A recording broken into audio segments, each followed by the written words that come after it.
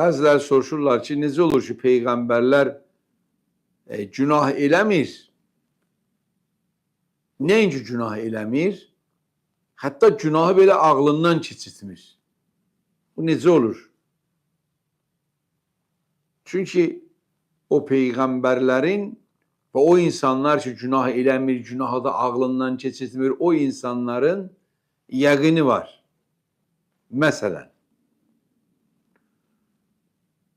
hər tək-təkimiz eləyə bilərik ki, bu elektrik cəryanına əlimizi vuraq. Elektrik cəryanı bizi öldürə bilir, öldürür də.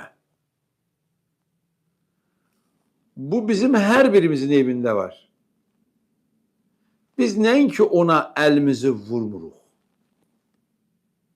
Əlimizi ona vurmağı ağlımızdan belə keçirtmirik. Niyə? Səbəb nədir? Səbəb onun bizi öldürməsi bilgisidir. Onun bizi öldürəcəyinə yəqinimiz olduğundan biz o işi görmürük. Çünki ölmək istəmirik.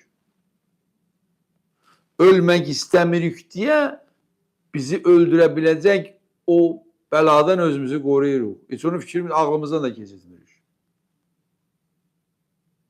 Peyğəmbərlər də hansısa bir əməlin günah olduğun və günaha görə cəza çəkəcəyin bildiyindən o işi görmür. Yəqin insanı qoruyur.